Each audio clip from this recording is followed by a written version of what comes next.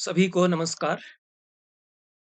साहित्य, कला, संस्कृति और समाज अध्ययन से संबंधित 4 बहुत ही महत्वपूर्ण पुस्तकें मेरे सामने हैं। पहली पुस्तक आचार्य अवधेश प्रधान की है, परंपरा की पहचान। इसका शीर्षक है। अवधेश प्रधान हिंदी के प्रतिष्ठित आचार्य हैं। वे एक चिंतक और गहरी अंतर्दृष्टि से संपन्न संस्कृति के अध्येता के रूप में सम्मान्य हैं। काशी हिंदू विश्वविद्यालय से उनकी शिक्षा हुई। वहीं उन्होंने शोध कार्य किया। 40 वर्षों तक वहीं काशी हिंदू विश्वविद्यालय के हिंदी विभाग में अध्यापन करते रहे। हाल ही में 2020 में आचार्य पद से वहां से सेवानिवृत्त हुए हैं। अवधेश प्रधान जी के व्यक्तित्व में, कृतित्व में, चिंतन और मनन में काशी हिंदू विश्वविद्यालय के हिंदी के महनीय आचार्यों की परंपराएं संक्रांत हुई हैं। आचार्य विश्वनाथ मिश्र, केशव प्रसाद मिश्र, कुछ सीमा तक हजारी प्रसाद द्विवेदी भी। हालांकि वे काशी हिंदू विश्वविद्यालय के हिंदी विभाग में, जहाँ तक मेरी जानकारी है, अध्यापक नहीं रहे, लेकिन उस विश्वविद्यालय में रहे हैं। एक और तो इन आचार्यों की संगत, उनकी परंपरा उनके साथ है। दूसरी ओर वे हिंदी के नए समीक्षकों में भी रमे हुए हैं और रामविलास शर्मा पर खूब बात करते हैं। साहित्य की जो समीक्षा की नई दृष्टियां हैं, उनका वे समागम अपनी चिंतन सरणियों में करते आ रहे हैं। बहुत सारे प्रकाशन उनके हैं, महत्वपूर्ण प्रकाशन हैं। हाल ही में सीता की खोज किताब है, उस पर मैं चर्चा कर चुका हूँ। अनुसंधान उन्होंने अच्छा किया है मध्यकालीन साहित्य पर। स्वामी सहजानंद और किसान आंदोलन पर बहुत महत्वपूर्ण कार्य उनका है, प्रकाशित है। अनेक संपादित ग्रंथ उनके हैं। अनेक सम्मान भी उनको प्राप्त हुए हैं। नामवर सम्मान, भगवत शरण उपाध्याय सम्मान, कबीर विवेक सम्मान इत्यादि। हमारे लिए अच्छी खबर यह है कि निरंतर सक्रिय हैं अवधेश प्रधान। और सबसे बड़ी बात, जो अच्छी बात जो मुझे उनके बारे में लगती है, कि वे वाणी के साधक हैं। सरस्वती विराजती है उनके मुख में। उनकी लेखनी से भी सरस्वती प्रवाहित होती है। विचार प्रधान लेखन के वे हमारे समय के अच्छे लेखकों में से हैं और इसलिए स्मरणीय रहेंगे। परंपरा की पहचान बृहत्काय ग्रंथ है। इसमें उनके पिछले कई सालों में दिए हुए व्याख्यानों और इधर-उधर छपे हुए लेखों का संग्रह है, लेकिन बहुत व्यवस्थित है। और साहित्य संस्कृति से संबंधित अनेक महत्वपूर्ण प्रसंग इसमें उद्घाटित किए गए हैं। प्रलेख प्रकाशन गाजियाबाद से 2023 में किताब यह छपी है। 599 रुपए इसका दाम है, जो कि वाजिब भी है। रामविलास शर्मा की स्मृति को यह उचित ही समर्पित की गई है। इस किताब में कई खंडों में महत्वपूर्ण सामग्री विन्यस्त है। नवजागरण का विस्तार, परंपरा का जातीय प्रवाह और परंपरा का संधान, ये 3 खंड हैं।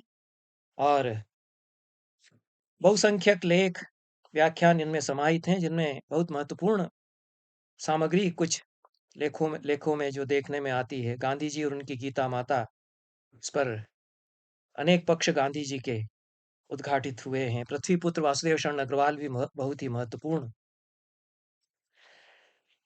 लेख है। वासुदेव शरण अग्रवाल की जो दृष्टि है, विश्व दृष्टि है, भारतीय कला और संस्कृति को समझने की जो दृष्टि है, उसको समझने के लिए विवेकानंद, एनी बिसेंट पर कई लेख हैं। विवेकानंद पर विशेष रूप से भारतेंदु की कविवचन सुधा पर 150 साल बाद उसके अवदान का लेखा जोखा एक लेख में किया गया है। राहुल सांकृत्यायन पर लेख है। जातीय साहित्य के प्रवाह के अंतर्गत कामायनी की भविष्य दृष्टि पर महत्वपूर्ण चिंतन प्रस्तुत किया गया है। और परंपरा के संधान के अंतर्गत वाजश्रवा के बहाने सम्यक जीवन बोध की खोज पर इस शीर्षक से अच्छा लेख है। दलित विमर्श से संबंधित भी विचार है। मणिकर्णिका मुर्दैया का बनारस पर्व इस शीर्षक में, किसान आंदोलन, भिखारी ठाकुर, त्रिलोचन, इनको लेकर के अवधेश प्रधान जी के सरोकार और चिंतन इस पुस्तक में सामने आते हैं। पठनीय हैं सारे ही लेख और नए अध्यापक बहुत कुछ इनसे सीख सकते हैं। दूसरी किताब कलाओं की अंतर्दृष्टि है। इसके लेखक राजेश कुमार व्यास हैं। राजेश कुमार व्यास कवि हैं, संस्कृति कर्मी हैं, कला आलोचक हैं और यात्रा वृत्तांत भी वे लिखते रहे हैं। केंद्रीय साहित्य अकादमी का सम्मान उन्हें प्राप्त है और कला संस्कृति पर चिंतन के लिए वे जाने जाते हैं। 23 मौलिक पुस्तकें उनकी विशेष रूप से कला से संबंधित प्रकाशित हैं, जिनमें कला मन, रंगनाथ, कला वाग, भारतीय कला, रस निरंजन आदि कला से संबंधित हैं। नर्मदे हर यात्रा वृत्तांत है, कश्मीर से कन्याकुमारी तथा आंख भर उमंग इत्यादि पुस्तकें यात्रा वृत्तांत की हैं।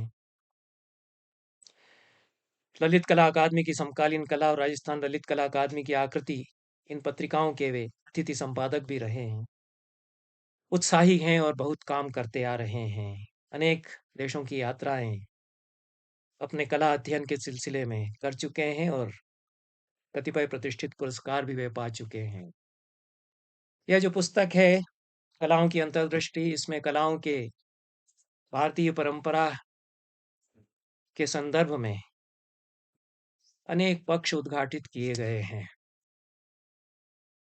राष्ट्रीय पुस्तकन्यास एनबीटी नई दिल्ली से यह 2023 में प्रकाशित है।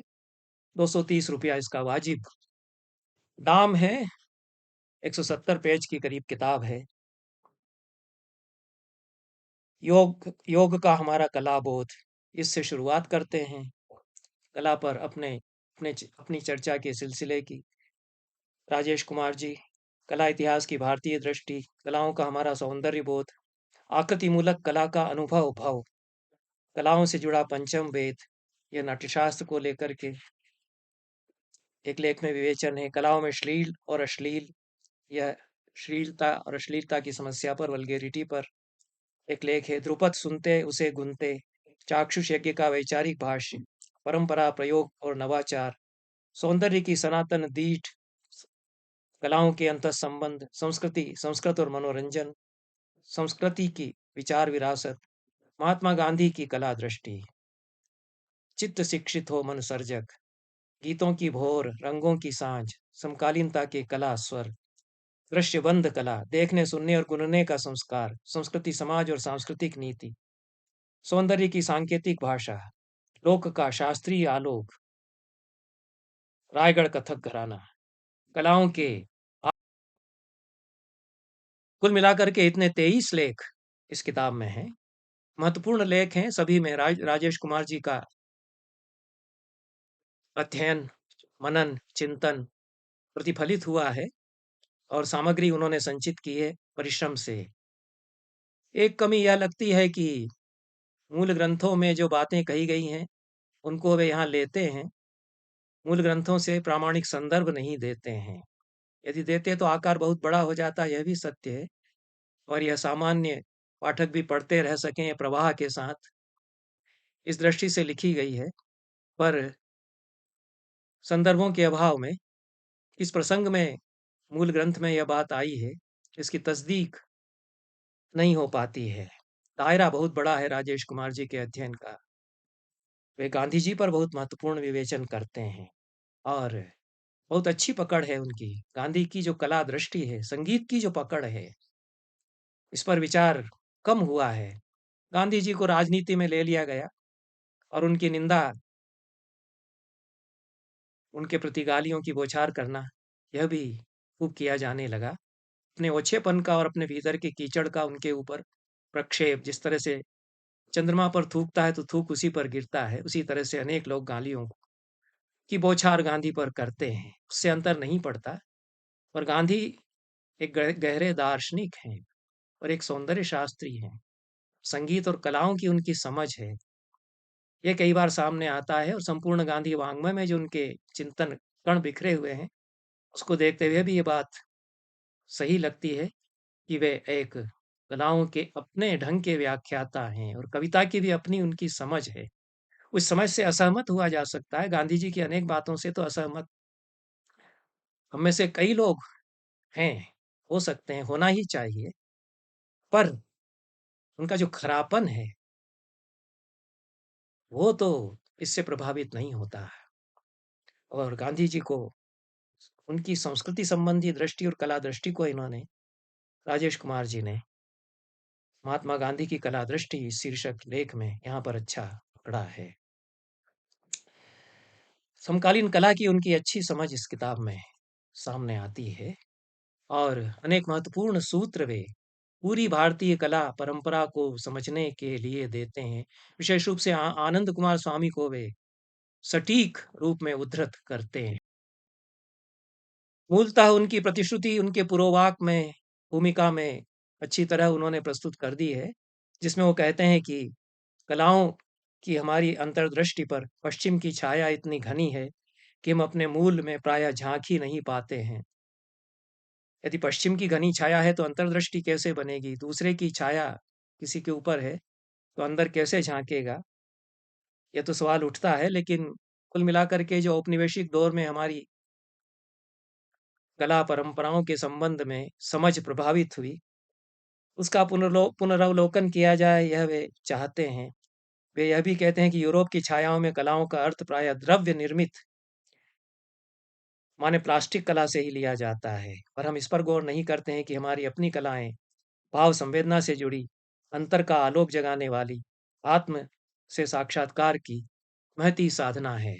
इस नाते राजेश कुमार व्यास जी, आनंद कुमार स्वामी, एम हिरियन्ना, कपिला वात्स्यायन, विद्यानिवास मिश्र आदि जो साहित्य, कला और संस्कृति के हमारे समय के व्याख्याकार हैं भारतीय संदर्भ में, उनसे अपने आप को जोड़ते हैं और उनकी बातों को अपने समकाल में आगे ले जाने का प्रयास करते हैं। वे भारतीय दर्शन और भारतीय कला परंपरा पर पश्चिमी सोच को लेकर के सवाल उठाते हैं, जहाँ भारतीय दर्शन को फिलॉसफी या दर्शन न मान करके एथनो फिलॉसफी कहा जाता है। इसमें एक प्रश्न रह जाता है कि क्या सभी पश्चिम के विचारक ऐसा करते हैं? हीगल आदि की एक समझ है और शोपेनहावर की एक अलग समझ है, थोरो की और भी जो दार्शनिक हैं उनकी एक अलग समझ भारतीय चिंतन परंपराओं के संदर्भ में हो सकती है। पश्चिम की जो सोच है वह भी इतनी गहरी तो नहीं रही है, नहीं तो पश्चिम के अनेक विचारकों से गांधी इतने अभिभूत और प्रभावित क्यों होते? टॉल्स्टॉय से और भी पश्चिम के अनेक विचारकों से। तो एक संपूर्णता में विचार किया जाना चाहिए, लेकिन हमारे यहाँ जो औपनिवेशिक दौर में सोच प्रभावित हुई, उसके संबंध में तो यह बात सही है। कला परंपरा के संदर्भ में फिर स्टेला काम्ब्रिज का नाम छूट जाता है। उन्होंने तो महत्वपूर्ण कार्य किया है और उनको तो इस प्रकार से सरलीकृत रूप में नहीं समझा जा सकता है कि भारतीय कला परंपरा पर उनकी सोच भी इसी तरह की गहरी है।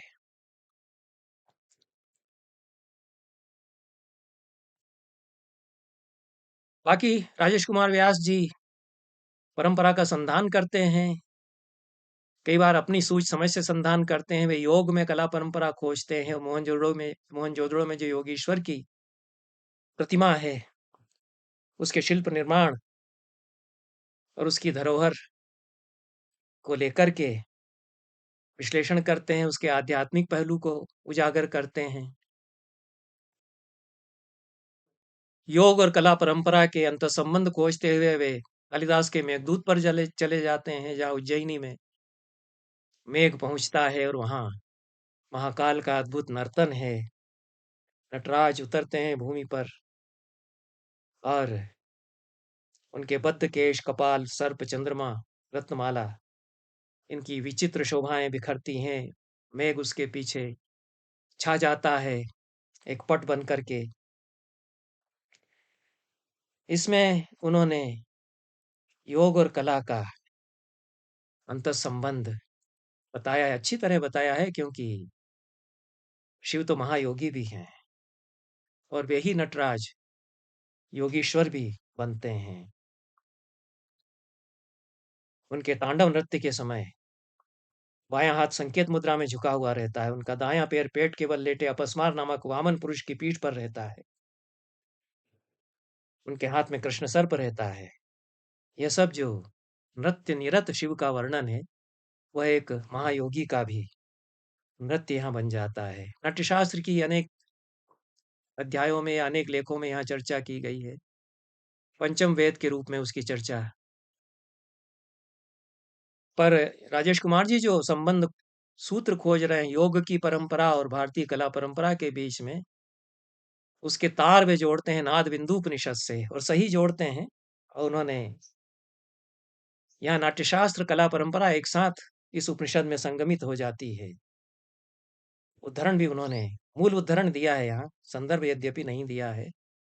इसके अभाव में पता नहीं चलता है कि कौन सा संस्करण कहाँ से छपा हुआ और कहाँ किस प्रसंग में इस पुस्तक में नाद बिंदु उपनिषद में यह उद्धरण आया है।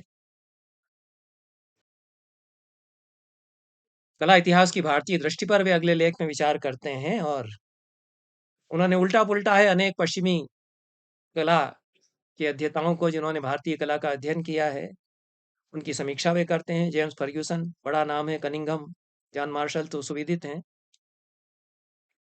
लेकिन जिन भारतीय विद्वानों ने इनकी खबर ली है, उनमें राजेंद्र लाल मित्र का नाम लिया जाना चाहिए, जिन्होंने फर्ग्यूसन को बड़ा करारा जवाब दिया था, और वे पहले भारतीय सचिव और अध्यक्ष थे एशियाटिक सोसाइटी के, जिसकी स्थापना सर विलियम जोन्स ने की थी।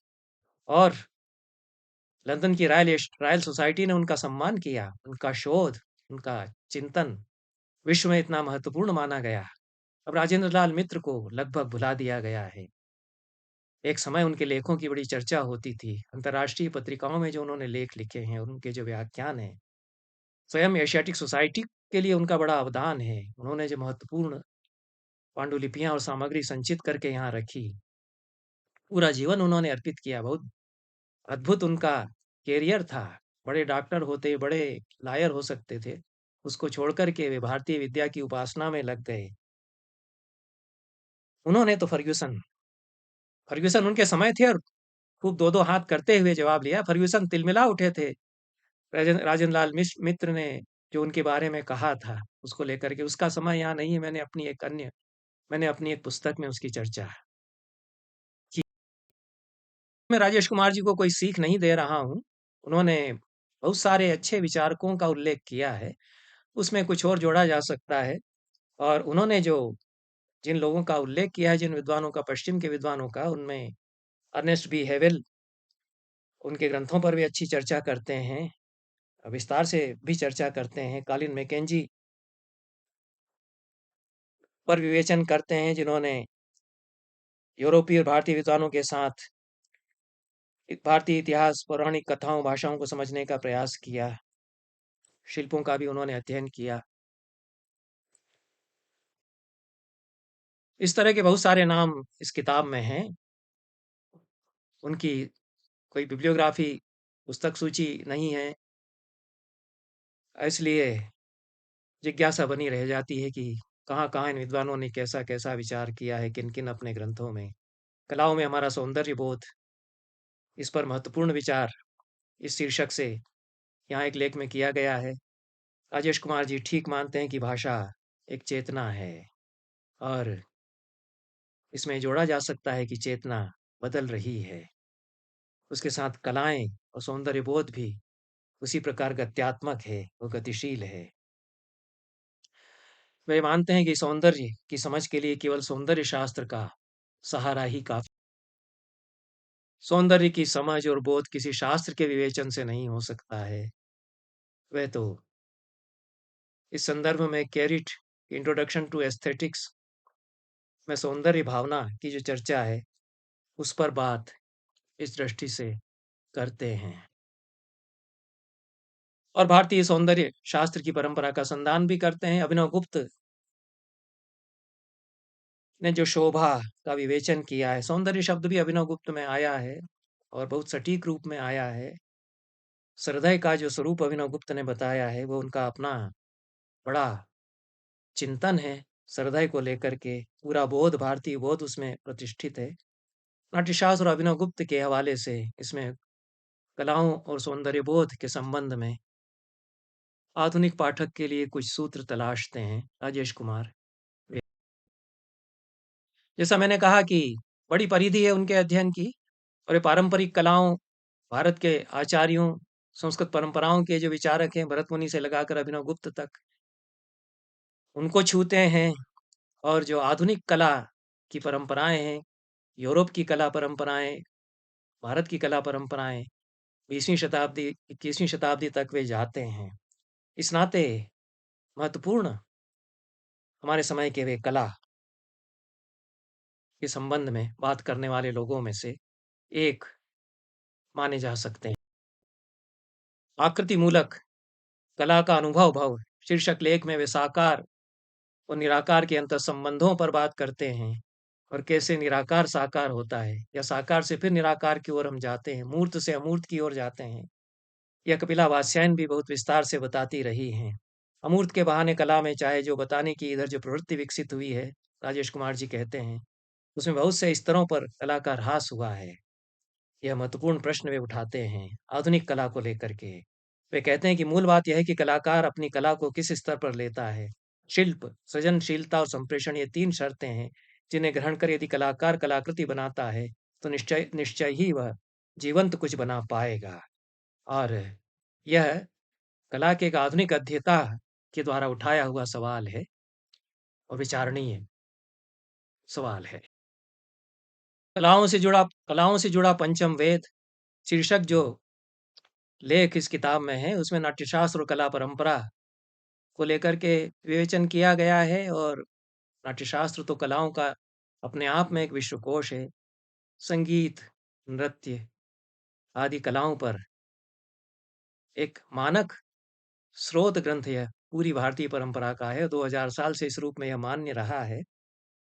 इसमें कुछ जानकारी के अभाव में एक बात संशोधनीय है।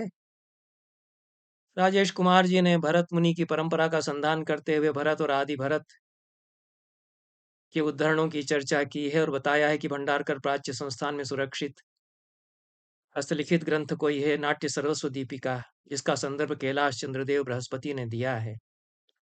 इसे आदि भरत की टीका बताया गया है।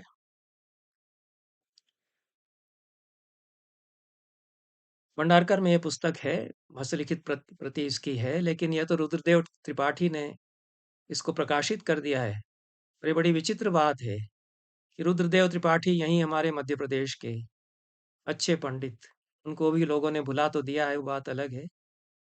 लेकिन उन्होंने उज्जैन में भी वो रहे, बिड़ला शोध संस्थान उज्जैन में ही एक बना, उससे नाट्य सर्वस्व दीपिका किताब छपी, 2 संस्करण उसके छपे, दोनों मेरे पास थे। मैंने तो अपने नाट्यशास्त्र विश्वकोश में और दूसरी किताबों में उसका हवाला दिया है, उसके संदर्भ भी मैं देता रहा हूँ। तो यह प्रकाशित ग्रंथ अब है और इसको विचारणीय माना जाना चाहिए। यद्यपि बहुत परवर्ती ग्रंथ है और वो किसी भरत मुनि पहले के किसी आदि भरत का वास्तव में नहीं है और किसी बात के पंडित ने संग्रह उसका किया है। कोई परंपरा उनके पास रही होगी, उसको पुनः संधान करते हुए। नाट्यशास्त्र की कला परंपरा का संधान करते हुए राजेश कुमार जी मत्स्य पुराण में भरत मुनि का महत्वपूर्ण उल्लेख आया है, उसका हवाला देते हैं। और यह कालिदास के विक्रमोर्वशीयम के पश्चात कदाचित मत्स्य पुराण लिखा गया होगा, क्योंकि उसमें विक्रमोर्वशीयम की पूरी कथा सार संक्षेप में बता दी गई है और भरत मुनि का उस कथा में उल्लेख उस नाते किया गया है। मूल संस्कृत से कुछ जो सामग्री ली गई है, उसमें कुछ त्वरा में कहीं-कहीं त्रुटियां रह गई हैं। षड्ज, ऋषभ, गांधार, मध्यम, पंचम, धैवत और निषादवान, ये 7 स्वर हैं, ऐसा कहा गया है। वहाँ श्लोक में निषादवान आया होगा, तो स्वर का नाम तो निषाद ही है, निषादवान नहीं है। वो एक समस्त पद निषादवान किसी प्रसंग में नाट्यशास्त्र में आया है। बकाया नाट्यशास्त्र के बहुत सारे प्रसंग राजेश कुमार व्यास जी ने उसमें उठाए हैं और जिनकी पहुँच मूल ग्रंथों तक नहीं है, उनके लिए ये उपादेय हो सकते हैं। नाट्यशास्त्र में भरत मुनि ने 4 मूल रस माने श्रृंगार, रौद्र, वीर और बीभत्स। पर इसकी गहराई में नहीं गए हैं राजेश कुमार व्यास जी और बाद के आचार्यों ने तो अमान्य ही कर दिया। यह जो 4 मूल रसों की अवधारणा थी और अभिनवगुप्त इसको विस्तार से उसकी व्याख्या करते हैं कि 4 ही मूल रस माने जाने चाहिए क्योंकि 4 पुरुषार्थों से इनका संबंध बनता है। श्रृंगार का काम पुरुषार्थ से, वीर का धर्म पुरुषार्थ से और रौद्र का अर्थ पुरुषार्थ से और बीभत्स का शांत रस से संबंध जुड़ करके मोक्ष पुरुषार्थ से संबंध जुड़ता है। इसकी पूरी तार्किकता को अभिनवगुप्त प्रतिपादित करते हैं। यह पूरी भारतीय कला दृष्टि में पुरुषार्थ बोध अनिवार्य माना गया। इस बात को भी यहाँ जोड़ा जाना चाहिए। इस दृष्टि से कलाओं में श्लील और अश्लील की चर्चा अच्छी चर्चा की है। जो जटिल प्रश्न है वल्गैरिटी का साहित्य में, कला में, उस पर महत्वपूर्ण विवेचन यहाँ पर किया गया है। कला के नए माध्यमों पर विचार कुछ लेखों में यहाँ किया गया है और जो फ़ोटोग्राफ़ी है, उस पर बहुत अच्छा विवेचन है। दृश्य छंद कला कहते हुए छायांकन अर्थ की अनंत संभावनाओं की कला है। ऐसा पहला ही वाक्य राजेश कुमार जी ने लिखा है इसके आरंभ में और उसका दर्शन एक खड़ा करने का प्रयास किया है जिसमें कि छायांकन दूसरी किसी कला में यथार्थ का हूबहू वैसा ही अंकन नहीं होता। छायाकार जो देखता है उसको नया विन्यास कैमरे के माध्यम से देता है और उसकी रचना प्रक्रिया एक प्रकार से वे पकड़ने का प्रयास यहाँ करते हैं।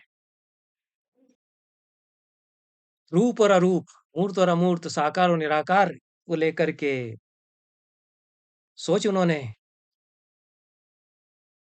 किया है, काफ़ी सोचा समझा है उन्होंने और एक बात उन्होंने जो कही है विचारणीय है, समकालीन कला रूपहीनता में नहीं, रूप के स्वातंत्र्य में अधिक आगे बढ़ रही है और इस संदर्भ में कतिपय नए चित्रकारों का परिचय वे देते हैं।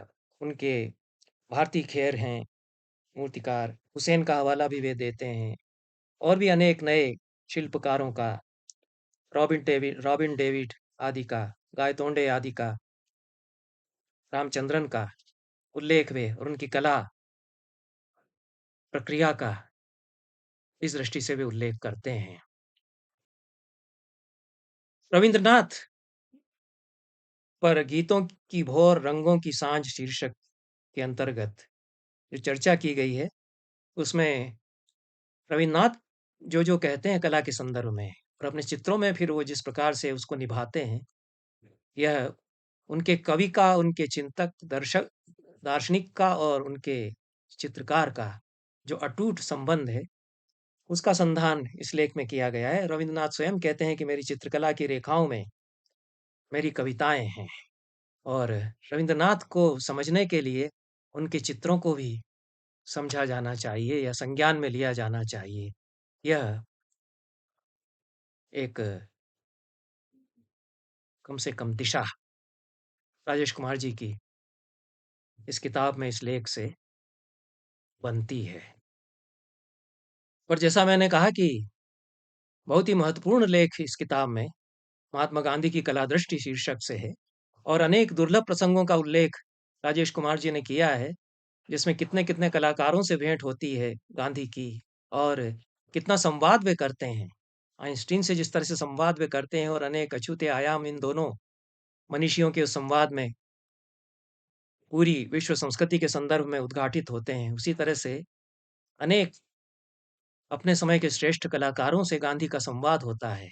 संवाद ऊँचाइयों तक जाता है और जो सूत्र मिलते हैं उसमें, अनेक नाटकों को देखते हुए गांधी जो प्रतिक्रिया देते हैं, इन सब को लेकर के गांधी जी की जो सूझ, समझ, सोच, चिंतन दिशाएँ बनती हैं, यह महात्मा गांधी की कला दृष्टि शीर्षक लेख से हम जान सकते हैं और बधाई के पात्र हैं इस दृष्टि से राजेश कुमार व्यास जी कि उन्होंने लघुकाय ग्रंथ में विपुल सामग्री संयोजित की है। तीसरी पुस्तक बहुत ही महत्वपूर्ण पुस्तक है और यह नम्रता प्रसाद उपाध्याय जी की नई पुस्तक है। नम्रता प्रसाद उपाध्याय जी पिछले 30 सालों से कम निरंतर भारतीय कला पर काम करते आ रहे हैं, महत्वपूर्ण काम कर रहे हैं। वे बड़े संग्रहकार भी हैं, विवेचक भी हैं और व्याख्याकार भी हैं भारतीय कला परंपरा के। और यह आइसेक्ट प्रकाशन से 2023 में यह पुस्तक छपी है, भारतीय लोक कला और संस्कृति विशिष्ट आयाम उनकी। और दुर्लभ सामग्री इसमें है। नर्मदा प्रसाद उपाध्याय जी के द्वारा समय-समय पर लिखे गए जो लेख हैं और उनको जिस प्रकार से यहाँ एक क्रम में प्रस्तुत किया गया है, महत्वपूर्ण सारे के सारे लेख इसमें हैं। और अनेक पक्ष पूरी भारतीय कला परंपरा के, समकालीन कला परंपरा के, अनेक समकालीन मनुष्यों के चिंतन के कई कोने उनके द्वारा उजागर होते हैं। नर्मदा प्रसाद उपाध्याय जी में एक विनय है, जिसको कि बहुत आवश्यक माना गया अनुसंधान के लिए, शिक्षा के लिए, विद्या के विकास के लिए हमारे यहाँ। वे अपने से पहले के मनीषियों का जिस प्रकार से स्मरण करते हैं और उसके कारण वे उनसे जिस प्रकार से ग्रहण करते हैं, वो श्रद्धावान लभते ज्ञानम, यह गीता की उक्ति उन पर चरितार्थ होती है। तो वे बड़े मनीषियों की संगत में उनसे काफ़ी कुछ ग्रहण करते हैं, श्रद्धा भाव से। इस पुस्तक को उन्होंने ठीक ही पुण्य श्लोक डॉक्टर वासुदेव शरण अग्रवाल को समर्पित किया है। उनके शब्दों में, जिनके बहुआयामी सांस्कृतिक लेखन में लोक का मोर, संस्कृति का मुकुट और कला की वंशी का विग्रह प्रत्यक्ष हो उठा है। अधिक मैं इस पुस्तक के संबंध में नहीं कहूँगा। नम्रता प्रसाद उपाध्याय जी की खूबी यह है कि बहुत हृदयंगम बनाते हुए वे अपनी बात कहते हैं। सरल सुबोध रूप में सामान्य से सामान्य व्यक्ति भी समझ सके और विशेषज्ञ भी उसकी समाशंसा कर सके, इस प्रकार से वे अपनी बात कहते आ रहे हैं। इसके जो 11 लेख हैं, उनमें आचार्य हजारी प्रसाद द्विवेदी के कृतित्व में कला, पंडित विद्यानिवास मिश्र की लोक दृष्टि, पंडित विद्यानिवास मिश्र के दृष्टिपथ में भारतीय कला दृष्टि, लोक की कलात्मकता और कलात्मकता का लोक, भारतीय कला परंपरा और अंतर्संबंध। अंतर्संबंध छपा है, लिखा है, मैं अंतःसंबंध ही कहता हूँ। भारतीय कला परंपरा और कालिदास, इतिहास, साहित्य और भारतीय कला, कला ब्रह्म के आनंद की अनुकृति, अद्वैत दर्शन, लोक आचरण का पर्याय, उत्तर आधुनिकता तथा भारतीय लोक, भारतीय संस्कृति, सभ्यता और कला, विविध आयाम। इन 11 लेखों से नर्मदा प्रसाद उपाध्याय जी कितना विस्तृत परिप्रेक्ष्य समेटते हैं अपने कला विवेचन में, यह जाना जा सकता है। और हमारे समय के जो श्रेष्ठ कला मनीषी, संस्कृति के विचारक और साहित्य के आचार्य हैं, उनकी ओर वे दृष्टिपात करते हैं, उन पर दृष्टिपात करते हैं और सही ढंग से उनको प्रस्तुत भी करते हैं। भारतीय कला परंपरा और कालिदास के संबंधों की पहचान करते हैं और साहित्य, इतिहास और भारतीय कला पर महत्वपूर्ण विवेचन करते हैं। अद्वैत दर्शन, अद्वैत वेदांत और भारतीय कला के अंतर्संबंधों को भी उन्होंने इस पुस्तक में खोजा है।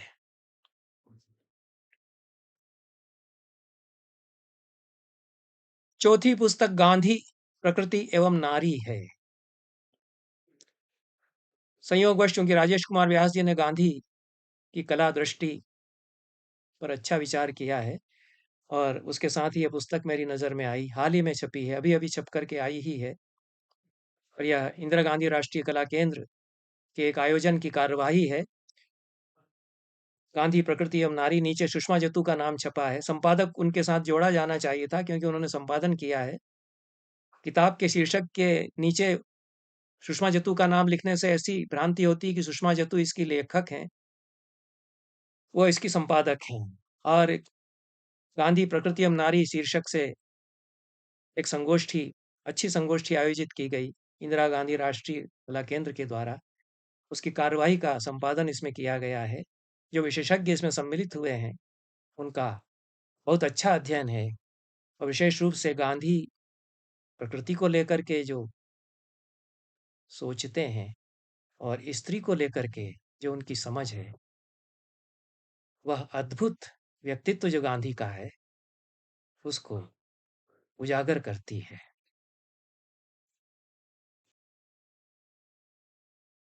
नारी संवाद प्रकल्प माला के अंतर्गत यह पुस्तक प्रकाशित की गई है। 100 पृष्ठ की बड़े आकार में छपी हुई A4 साइज में छपी हुई पुस्तक है।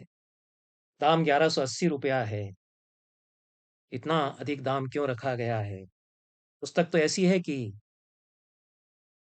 कोई सामान्य व्यक्ति मेरे जैसा इसको खरीदना चाहेगा, लेकिन 1180 रुपया दाम। इसको कम किया जा सकता था। बहुत सारे चित्र हैं इस किताब में, अच्छे ग्लेस पेपर पर चित्र छापे हैं, उनके कारण कदाचित दाम ज़्यादा रखा गया है। फिर भी बहुत ज़्यादा है। 100 पेज की किताब का दाम 1000 रुपया से ज़्यादा होना, और वह भी इतने बड़े संस्थान के द्वारा प्रकाशित की गई पुस्तक, जो कि देश के कला संबंधी सबसे बड़े संस्थानों में से एक है। बहरहाल, कस्तूरबा को जिस प्रकार से स्मरण किया गया है इस पुस्तक में, वह अभिभूत करने वाला है। तो कस्तूरबा पर गांधी ने जो कहा है, उसकी जानकारी निश्चित रूप से चित्त को आंदोलित करती है, और गांधी की नारी दृष्टि को भी उसके द्वारा समझा जा सकता है। हम तो गांधी की आत्मकथा पढ़ते पढ़ते यही जानते थे कि बचपन में खूब झगड़ा दोनों में होता था, बाल विवाह कर दिया गया था, कस्तूरबा भी दबंग थी। गांधी जो मेल शॉविनिज्म है, पुरुष की वर्चस्ववादी दृष्टि है, उससे उनको दबाकर रखना चाहते थे। यह बात तक दक्षिण अफ्रीका में जब वे गए, तब तक दोनों में मान मनोबल झगड़ा चलता रहा। अंत में जो सामंजस्य हुआ है, तो गांधी कस्तूरबा को क्या समझते हैं, यह उनकी लंबी यात्रा में गांधी ने कितना अपने आप को तब्दील किया है। कस्तूरबा तो अडिग चट्टान की तरह उनके साथ खड़ी रही, बड़ी महिला थी, और गांधी को महनीय बनाने में उनका कितना योगदान रहा है, यह भी समझा जाना चाहिए। गांधी क्या गांधी हो पाते यदि कस्तूरबा साथ में नहीं होती। इसलिए गांधी प्रकृति और नारी शीर्षक से परिसंवाद में कस्तूरबा का स्मरण किया जाए। उनका बहुत अच्छा चित्र इसमें श्वेत श्याम में प्रकाशित किया गया है। परिश्रम किया है सुषमा जी ने पुस्तक को संयोजित करने में। गांधी का भी बहुत अनोखा रेखा चित्र है श्वेत श्याम में। ये अच्छे कलाकारों से चित्र बनवा करके इसमें प्रस्तुत किए गए, और हम कला परंपरा पर बात कर रहे हैं और गांधी की कला दृष्टि पर बात कर रहे हैं। तो गांधी और कस्तूरबा के चित्र, बहुत कलात्मक चित्र बनाए जाएं, रेखा चित्र। और रेखा चित्र की कला कैसे प्रस्तुत करती है किसी व्यक्ति को, उसका अध्ययन प्रस्तुत कर देती है। इसके दोनों ही चित्र बहुत अच्छे नमूने हैं। गांधी क्या मुस्कुराते हुए इसमें नजर आ रहे हैं। गांधी की मुस्कान, उनकी आंखें, कान उनके, चश्मा, ये इस सब का एक तरह से जैसे अध्ययन किया है इस चित्रकार ने। बहरहाल, किताब के बारे में मुझे ज़्यादा बोलना चाहिए, उस पर मैं कहूँगा, और अधिक कहने का अवसर भी नहीं है। इस किताब में इंदिरा गांधी राष्ट्रीय कला केंद्र के सदस्य सदस्य सचिव श्री सच्चिदानंद जोशी जी का प्राक कथन है। संपादिका सुषमा जतू जी की भूमिका है। जो महत्वपूर्ण लेख हैं, जो हमारे समय के अच्छे विचारकों के हैं, वर्षा दास जानी मानी अध्येता हैं गांधी साहित्य की। गांधी जी प्रकृति और नारी शीर्षक से उनका लेख है। कुसुम बोरा मोकाशी का लेख है, जीवन के अनुभव के दो शब्द।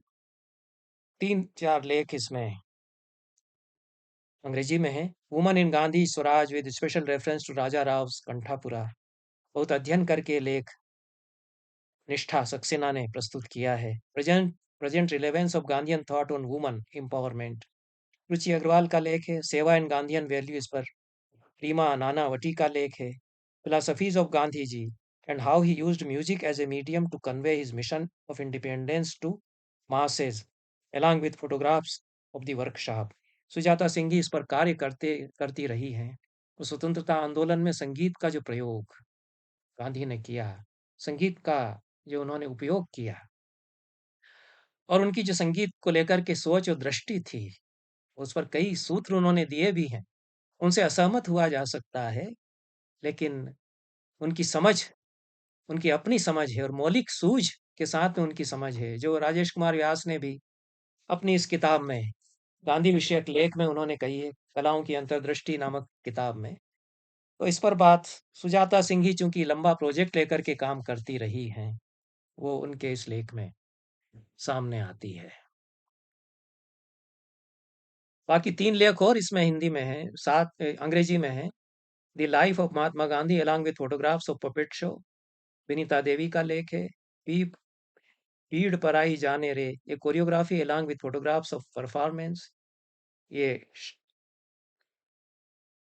शमा भाटे और उनके समूह की ओर से है। और selected photographs of symposium title Gandhi प्रकृति और नारी, चित्रावली इसमें बहुत आकर्षक है इस शीर्षक के अंतर्गत। इस प्रकार से कुल मिलाकर के बहुत आकर्षक यह पुस्तक है, और गांधी को समझने के लिए एक अगला कदम इस पुस्तक से उठाया गया है। इस नाते अभिनंदनीय प्रयास है।